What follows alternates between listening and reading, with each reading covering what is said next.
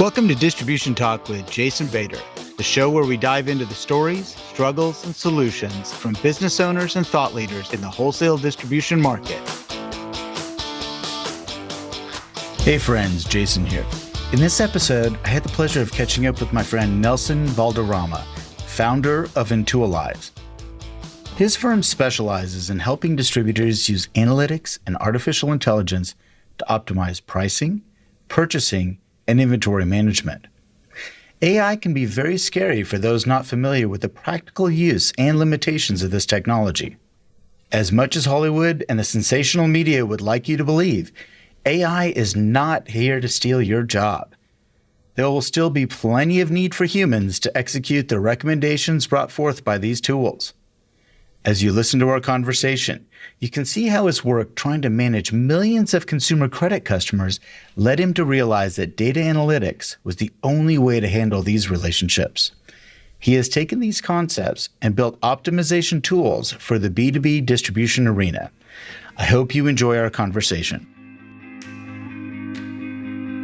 This episode of Distribution Talk is sponsored by InSQL Distribution Software. InSQL is a fully functional distribution-based software package. I only recommend software packages that were purpose-built to serve distribution, and these folks do it very well at a price point many smaller distributors can afford. Economy doesn't mean compromise. This company is on the cutting edge of distribution-friendly applications like VMI on mobile devices, mobile signature capture, mobile CRM, warehouse management software, and e-commerce development. If you're ready to step up to a fully loaded, scalable distribution package at an affordable price, look no further than InSQL Distribution Software at www.insql.com. That's INXSQL.com.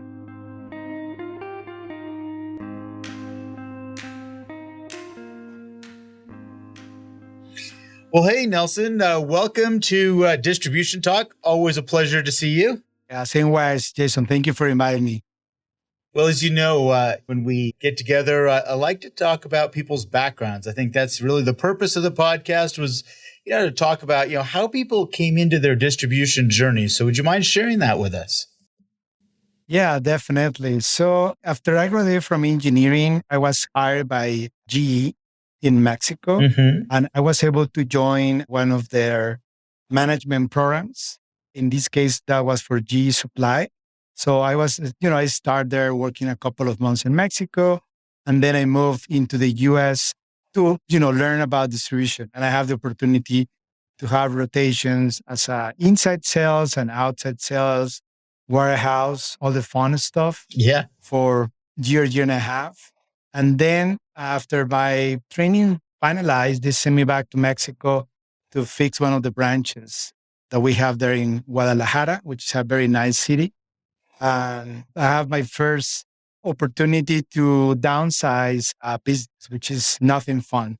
No, there's nothing fun about downsizing a business. It's such a nice way to say you had to fire a bunch of people.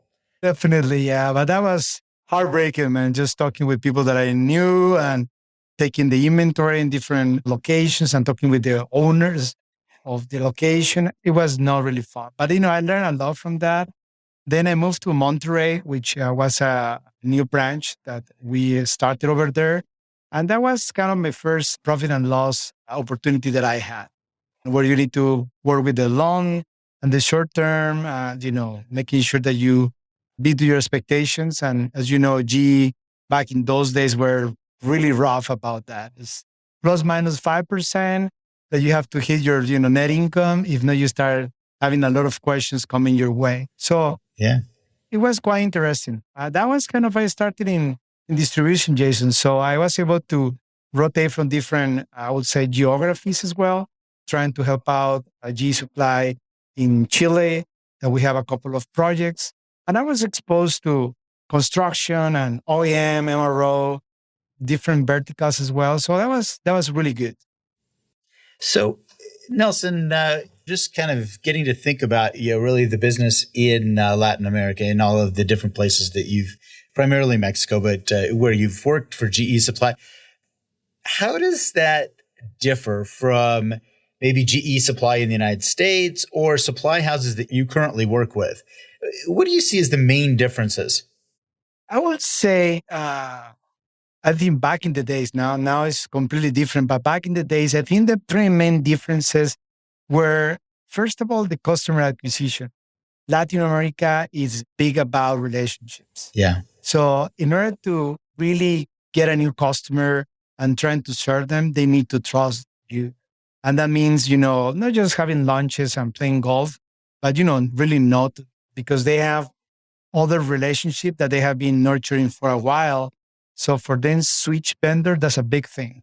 So relationship matters, I think, everywhere, but especially in Latin America and Asian countries, that's a big thing. The second thing is about the business itself. What I'm saying, buying and selling, it's just different where you find different brands. And I remember dealing with, for example, for pipe and cable. As a G supplier, we have a huge leverage and purchasing power in the US with the big guys. But in Mexico, we were nobody. Right. And that was kind of mind blowing for the CEOs. Like, how happened that this and this brand, we are buying millions of dollars in the US, but in Mexico, we don't have any leverage.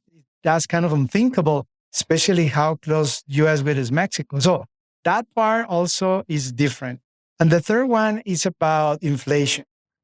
I think everyone especially in the electrical distribution side, everyone is subject to the price changes in copper for cable. Mm-hmm. But I remember back then when we're doing imports from the US and from other countries, plus our exchange rate and the peso that we were using, you always have to start thinking about inflation. So those were the three things. We have to, of course, prepare all the P&L based on dollars, but also you have to report like those variances, right? On exchange rate and inflation.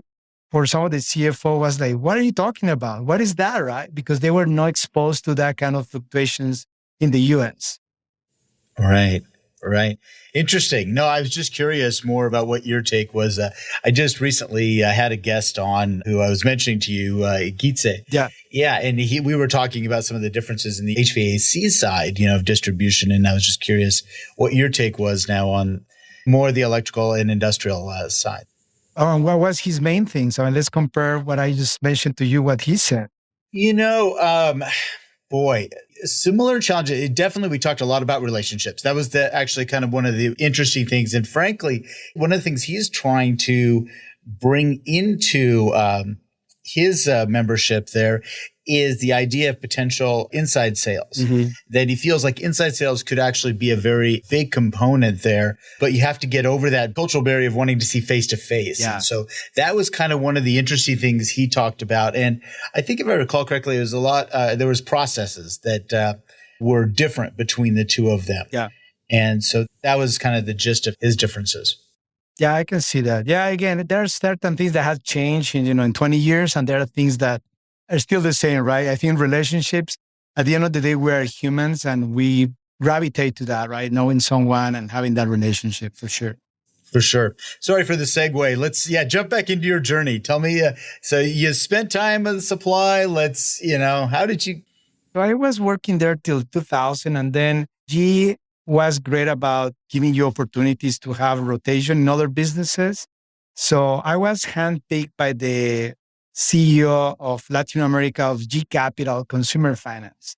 So they have all these yearly reviews about, the talent. So they found me and they say, well, Nelson, would you be willing to explore your career in G Capital? And I know about lights and bulbs and cable. I have no idea about credit cards and personal loans and but I would give it a shot. So it was, I would say I was a step learning curve the first 2 years to learn about, the products and the dynamics. But that's what I learned about analytics, because the big difference between distribution and I would say banking is that distribution, you may have 1,000, 2,000, 3,000 customers, and somehow you can manage to keep up with some of the names of the companies, name of the people you're dealing with.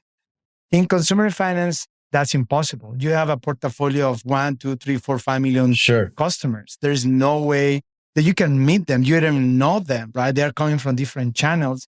So that's where really analytics make a lot of the work for me and for my team, understanding how to sell to them, how to acquire customers, how to make sure that they were happy, how to make sure they were spending the money with us. making sure that they were paying. So that was really interesting for me to see the big difference between distribution and money. For me, it's the same. I was explaining to the banking guys, like, for me, this is distribution. We are talking about, we're distributing money. That's all, right? It's just the same thing. You are right. Exactly. It's different product. It's a different product. It's just a different product. It's just kind of the dynamic is the same. You go and get some deposits or loans, and you put it in your shelves, and then you need to produce all the different products, and then you have to sell to someone else. Right? It's the same thing, just different dynamics. So I learned a lot about that. And then 2008 came. Everyone knew what happened there. So changed things for everyone. Sure. And then I decided to start, looking into opportunities to do something else. And a friend of mine that I work with him, he and his dad, they have a private equity firm in LA.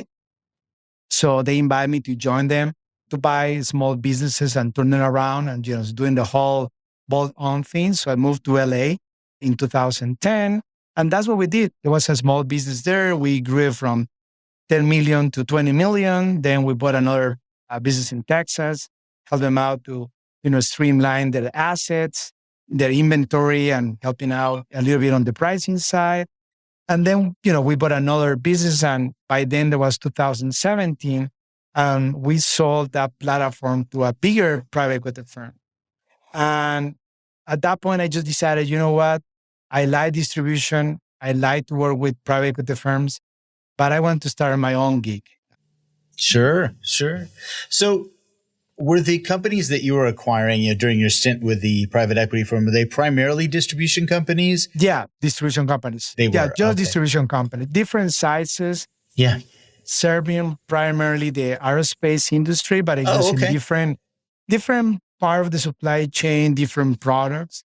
So that was, I think like buying those companies was very interesting. Doing the due diligence was even more interesting. You have the opportunity to talk with so many different owners and the perspective that they have of their businesses and how they evaluate their businesses. And, I was the bad cop, I would say, because they would provide data and I was the guy coming after them and asking tough questions about inventory and pricing and costs. And with data, it's just different, right? When you go to an owner and say, you know what, your inventory, sucks, right? 20-30% is not moving because of this. Yeah, I mean, I think that a lot of them feel like there's more value there than there really is. And I try to tell them, it's like, guys, nobody is going to love your inventory as much as you do. Yeah. So it's always trying to get it to that point where it is saleable. Yes. I'm just a huge believer that all businesses should be in a position to be sold, even if they don't want to sell their companies. But to run that efficient operation is, hey, think like, how is that buyer going to view, in this case, my inventory? Or how is this buyer going to view my operation? And that's kind of that ideal standard. So. Yeah, no, I agree with you. And the thing what really opened my eyes was having conversation after we bought these businesses and talking with some of the owners, and I present to them some of the findings of the opportunity where we can make more money. Some of them said to me like, Nelson, I knew this was something that we could do, but I never knew how to find information or was too risky for us, right? Yeah. Or we didn't have the talent or we didn't have this or that. But I think all of them, they knew as well that there was a better way to really enhance their business, to make more money and to make it more sustainable in the long term. Does it make sense? Like, Absolutely. They have that like instinct, right? And that's what we call the company Intuilize, because what I found about from all the owners is that they have a really good instinct. I would say the instinct, I'm saying all the time is right, but typically is quite fine-tuned in trying to find the opportunities for the company. But that was kind of a aha moment for me. One of the owners said to me, Nelson, why you don't do this for other companies? Well, I don't know. Thank you for the idea. Yeah, exactly. Yeah. So I was like, yeah, definitely I can do. So that was pretty much. So we founded Intuilize back in 2018.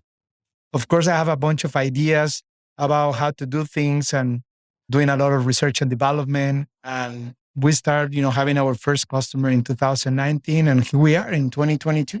That's fantastic.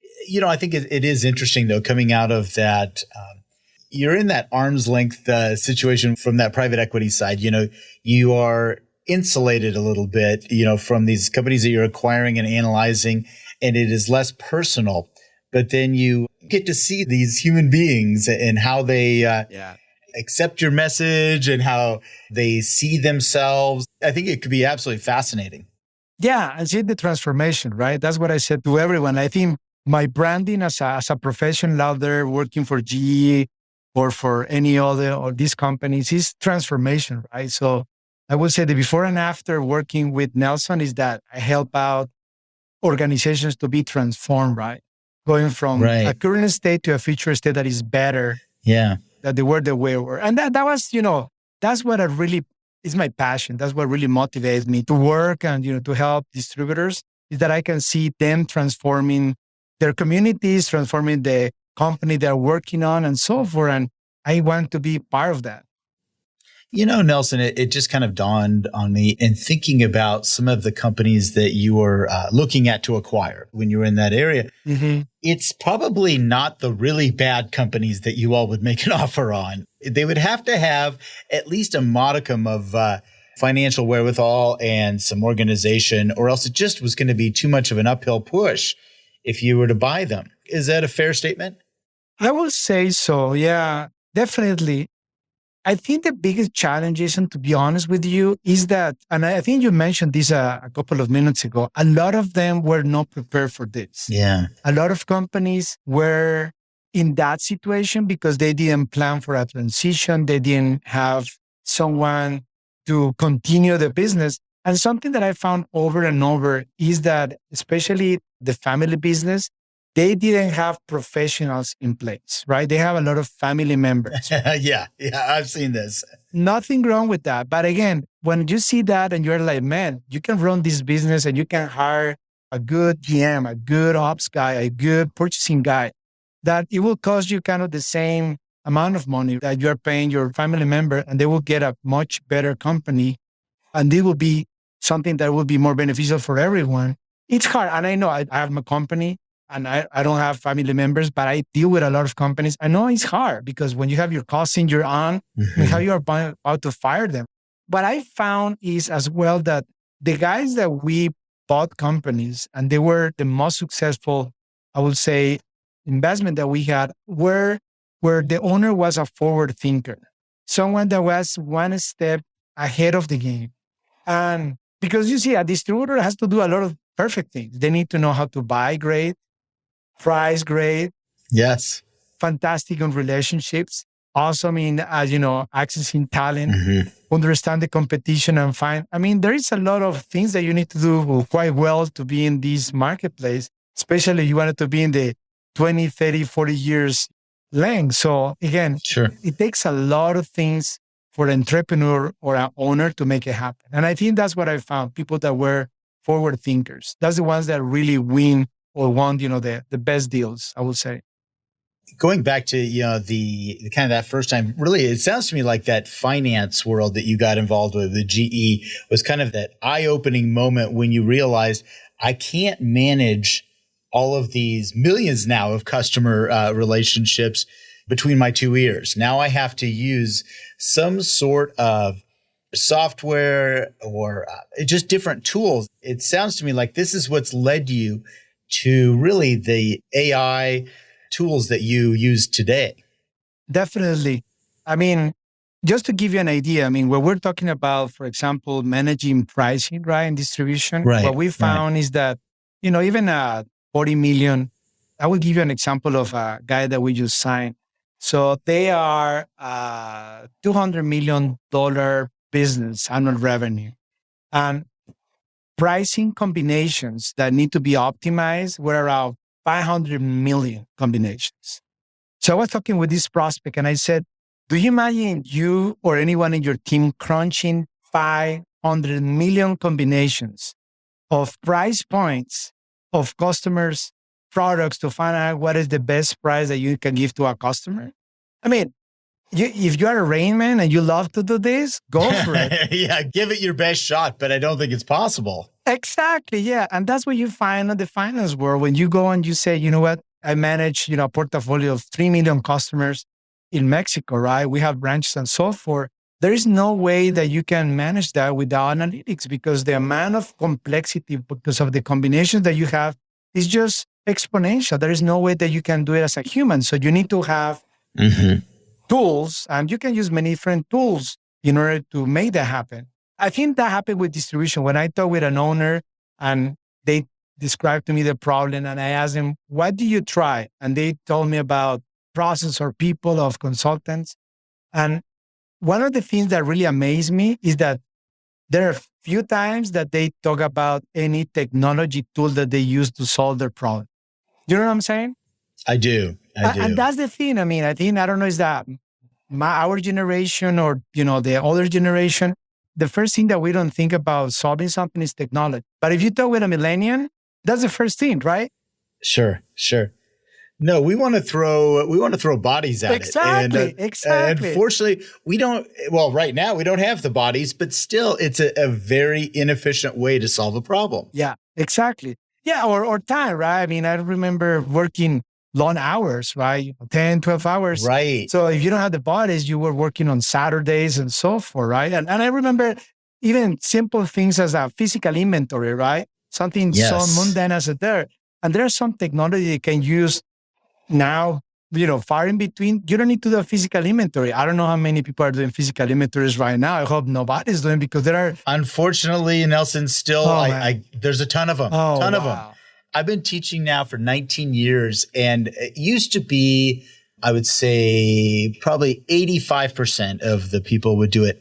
I would still say 40 to 50% of the distributors I physically work with and I see in an audience are still doing annual physicals. It just drives me crazy. Oh, okay.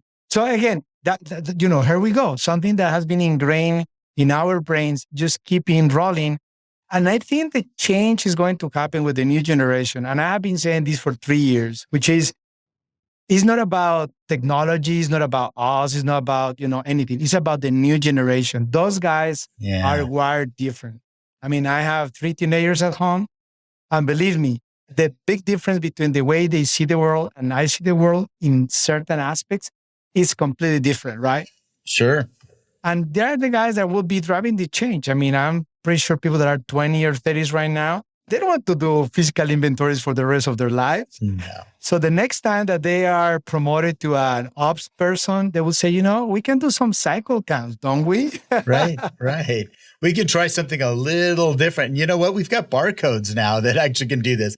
I don't have to count this stuff. Exactly. Yeah. We can start doing some changes. It won't be overnight, but I would say over time, they will be able to find that out. But yeah, so I agree with you. I think working on the consumer finance business really opened my eyes onto that. Yeah. Using data and, more important to see results.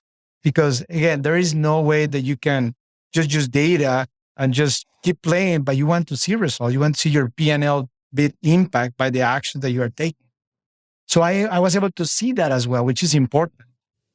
Yeah, definitely. And one of the things that, and maybe if we look at, again, our generation, maybe even someone a little older than us, I have a feeling that it's fear-based, that's why they don't look at these amazing tools that are out there. Is they're afraid, like AI is, artificial intelligence. That is scary to some people. Yeah. I think Hollywood did it to us, but big time. It is. It's scary. And I don't understand, I guess, why it is people are afraid to take on that, at least take a good hard look at it. Well, I mean, the analogy that I use, and I put this in an article, was fax machines, right? Remember fax machine? I remember my first job in GE in 19 whatever. I don't recall, 1997 or 96, whatever. We were having the first couple of fax machines. They're working. And I remember going to some of our customer sites. They were sending us, POs by hand and POs by mail. Yes. And a lot of POs over the phone, right? And there was no fax. Why? Right. Using that. And this, I'm about to say something to Jason, and I think the audience hopefully won't get offended, right?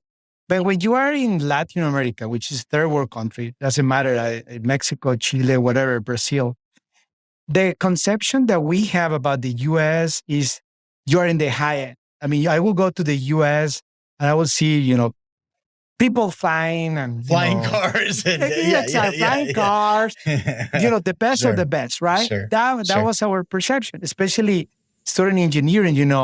90% of the books are coming from the US, 70% of them are Sure. written in English. So you see all this stuff. So when I moved from Mexico to the US for my first rotation in GE Supply, that was Martinez in California, close to San Francisco. And I was talking with some of the customers there, and I found out that they were hesitant to start or keeping using faxes. And I'm talking in 1998. I was fascinated by that. But let me give you just a contrast. When I came back in 2010 and we bought this business in LA, and I was looking into how we were receiving orders. I mean, maybe I'm growing on this one, but I think 40 or 50% of the POs that we received back in 2010 were through fax. Oh, sure. I would absolutely believe that. Yeah. Well, and now let me give you another benchmark. Today, my customers, when we're looking at the data, I look into the channels, they tell me, Nelson, yeah, we keep receiving these POs from public companies. I won't mention names, and they keep sending faxes. Yes, I know. So that will give you an answer, right? On 1998 or 97, people hesitant to use faxes. And now people in 2022 completely ingrained on just using faxes and not using EDI or the e-commerce, right? It's crazy. It's absolutely crazy. So the adoption of technology in our industry, I would say, is really, really slow, I would say. Yeah. It's funny that you say that. In some of the groups that I facilitate and host, I was talking with some credit managers. Yeah. And they've been trying to get away from faxes and away from mailing and all of this and go as digital as humanly possible. And they were sharing with me that they are still receiving POs and acknowledgement, things like that via fax. Yeah. That they cannot throw out the fax because there are still customers that are reliant upon that. And I'm like, okay, guys, can we let's call it right now, 2022, no more faxes. We're done. Okay, it's over. Cut it off. I mean, let's stop now. Yeah. So anyway, coming back to your question. Yeah. I think a little bit has to do with fear. A little bit of it has to do with, let's imagine you and I, we are 65 or 60. We already have been working for 40 plus years. We make our money, right? We have good savings. Do you really want to jump into a change of our ERP system or a change of our CRM or get into AI? I don't think so. Unless you wanted to do that, you don't have that appetite. I'm not saying everyone, and hopefully people don't get offended listening to this, but the appetite for that kind of, I would say, technology or new things maybe not be there because just of where you are in your life cycle, right? And I have this discussion with a lot of owners.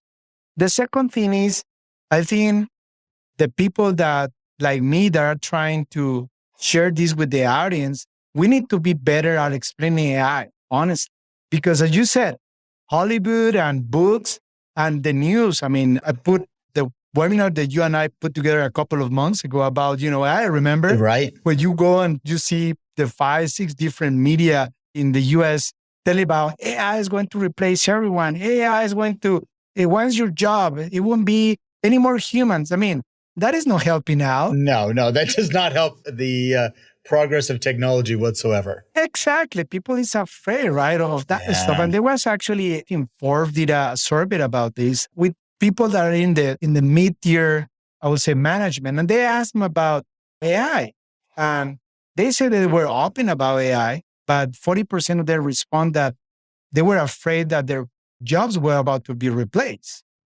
So again, I think AI and technology itself, the challenge is about how we frame it to the owners in a way where they can understand how that technology is going to help their business or not, right? And if it's going to help them out, how their company would look like with that technology in 2 years, 5 years, 10 years from now.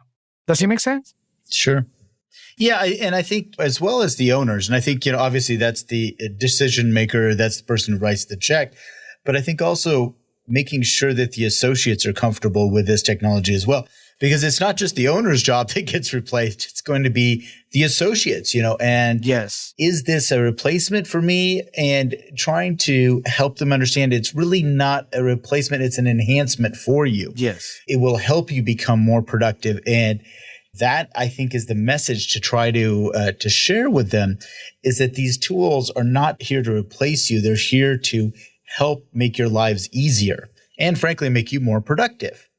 Yeah. And I think I have this discussion with a couple of, you mentioned, when I'm talking with my customers, I said that any implementation that we do or anyone do, the success has to do with user adoption. Yes. Yeah, absolutely. It's not about how wonderful the CRM, the ERP, the analytics, the AI, it doesn't matter. Right. It's, are you using or not? Right. But that should be a yes or no kind of answer, right? Because I have discussion with a guy last year. They were using a BI tool. No, ours a different one. And I asked them, are you using it? Yeah, we are. Okay, you are using it. The CEO is using it. Sometimes. Are your branch manager using it? Sometimes. Sure. So we have a meeting, right, just to see where they were. And I asked them just openly, are you using it? I said, not really. Why? Because we're so busy. And these are giving information that we need and so forth. So that user adoption is so important for people to feel what you said, that is enhancing their job, that is really helping them out to do better or more easier their job. And I think that's the goal and the challenge at the same time that we all have, I would say, in the technological side for distributors, how we can make that happen, right? For every single distributor that is using our products. Speaking of using the products and using AI and where it has some very practical application, what we've seen, I know that one of the areas that your company focuses on is using AI in the inventory management realm. Yeah. That's an interesting area because I know that, we've done replenishment theories and things, and we've had replenishment inside ERPs for a long time. I taught the Gordon Graham method for years and stuff, but there is that next level, that step forward. And I think that's really where the space that companies like yours are occupying, at least, and trying to teach. Could you tell me a little bit about how AI really would enhance that inventory management in distribution? Sure. So actually, my first job in G Supply in 96, 97 was inventory controller, which I didn't like at all. Why? Because you get with the inventory, right? You are stuck with the inventory, right? And they're like, you have 2 turns, I want 3 turns. Right. As an inventory controller or manager, you are like, dude, but I don't buy things and I don't price things. How can I move this stuff, right? Yeah. So you're kind of stuck in that. Anyway, so I would say, I think for distribution, inventory management, at the end of the day, is managing the demand side, like the demands part and the supply part, right? And demand planning, we can talk about all the different things that we can do in the ERP system, out of the ERP system, and so forth. At the end of the day, I would say is that today, with all the changes that we had in the supply chain, most of the algorithms that you can use in the ERP systems are not going to work because they are based only on historical data, and historical data before COVID and after COVID has plenty of noise. Yeah, definitely. Exactly. So you use anything, whatever is moving average, whatever min-max levels, all those things are going to be out of whack because the data that you're using has a lot of noise, and those algorithms were not designed for that kind of noise. So that's something, it is what it is. And that's where a lot of the issues will come in the demand planning side. What we do in the demand planning side is we're using something that is called neural networks. And neural networks is just methodology, right? Where you are telling the computer, you're giving them data about what happened in the past, and you are tagging that data. So you are selling, for example, let's say HVAC. So you are telling, okay, I have seasons. So I'm selling this specific product on these 4 months of the year because it's winter. Right. And I'm not selling this one because, it's summer. So we are tagging the data. Then we can tag the data and say, okay, all these transactions that happen are really anomalies. You won't be able to see these over and over. So what you are trying to teach the algorithm is all those anomalies or all those trends that you know as a human are happening, and the computer is learning from it and giving you an output on how that demand planning would look like. So our goal is to be able to be, I would say, anything from 60 to 80% accurate. That's all. That's as far as we can get. Honestly, we have been trying and crunching the numbers to get more than that. I would say it's impossible. It's just the benefits of getting 90% are not there, because that's just one piece of the equation, which is the demand planning side. Now, for the audience, what I found out a lot of people doing is using just the basic parameters in their ERP system and saying, the only way I can run my demand planning and supply plans with min maxes. That's all. And that's all that they know. And that's all that they use. And what I told them is, you are constraining yourself in one tool of many ones that you have. So the first takeaway from here is, make sure that you understand what are the capabilities of your ERP system. Most of the Very true. modern ones, they have plenty of them. I mean, and typically, I would say a distributor is using maybe 10, 20% of the capabilities. Totally agree at the with most. you. Oh, yeah. Do you agree? Yeah, Okay, absolutely. perfect. Yeah. In the supply planning side, it's about lead times, right? I mean, I talk with my customers about, the inventory management. Can you tell me the lead times? And we found more than, I would say, every single time is the way they are calculating lead times are pretty much tribal knowledge, right? Sure.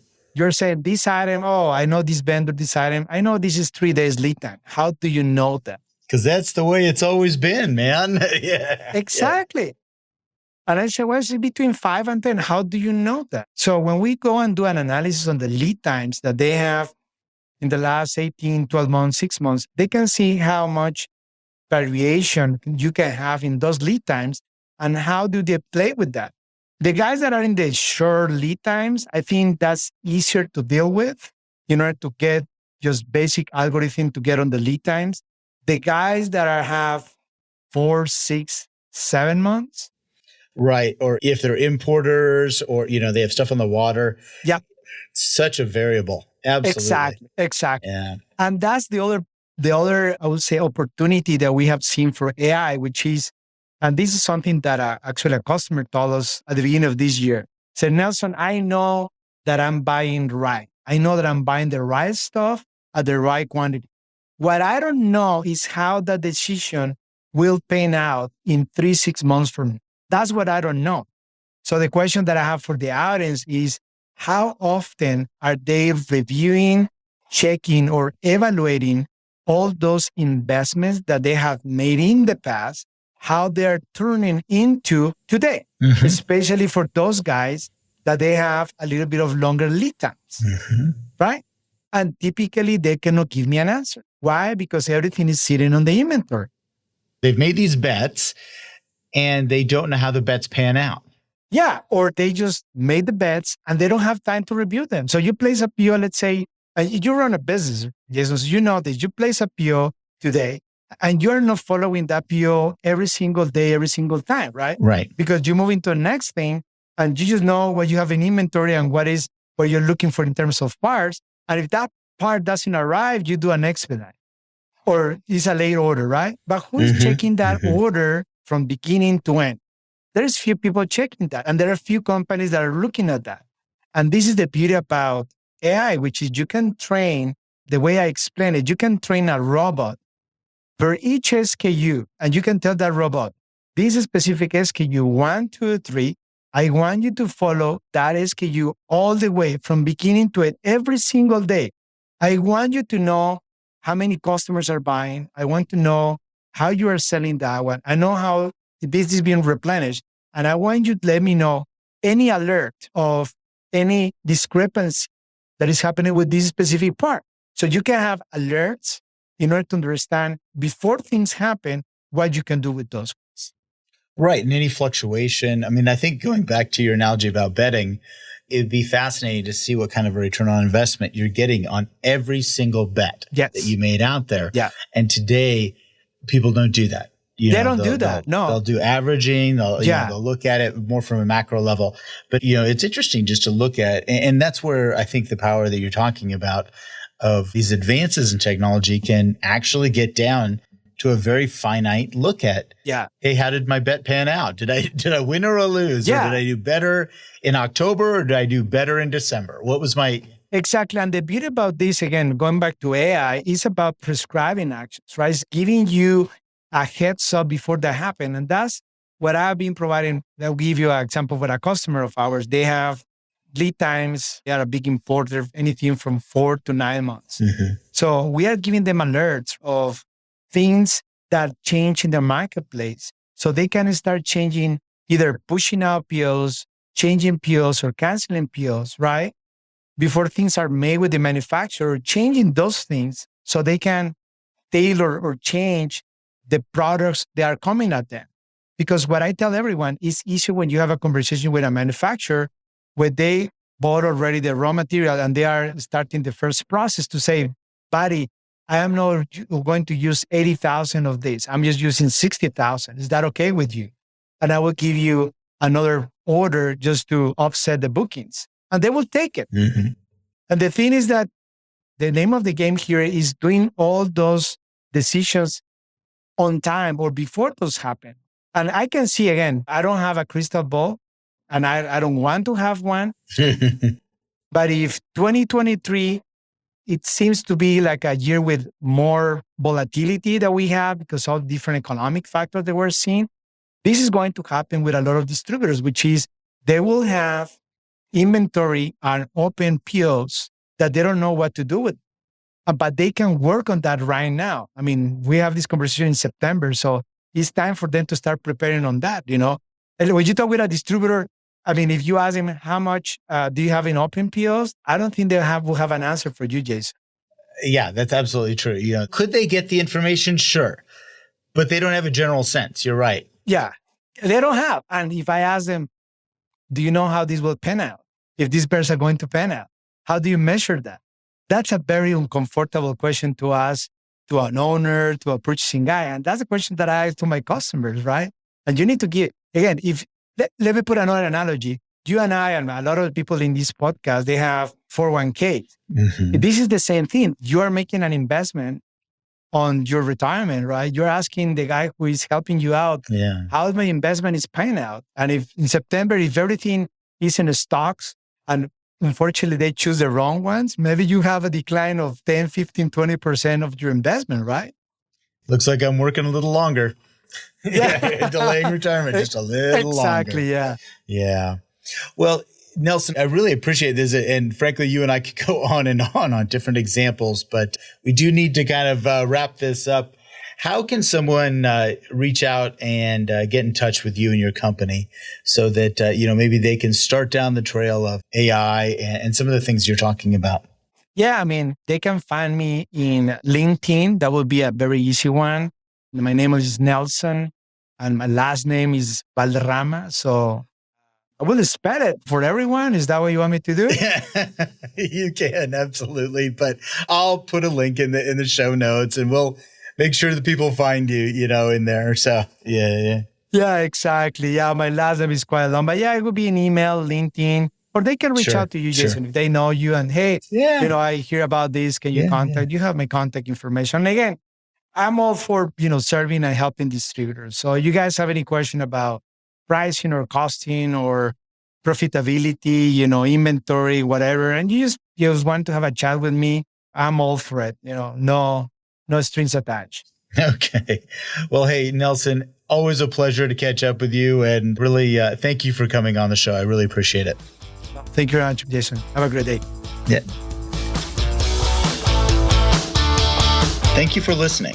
If you liked what you heard, consider sharing with your friends and colleagues. And don't forget to follow the show on your favorite podcast application.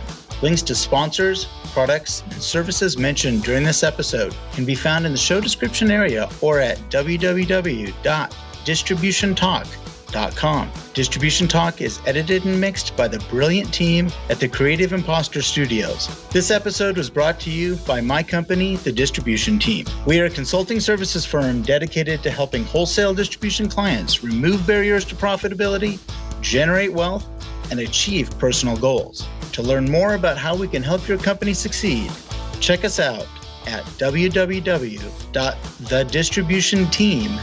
intuilize.com.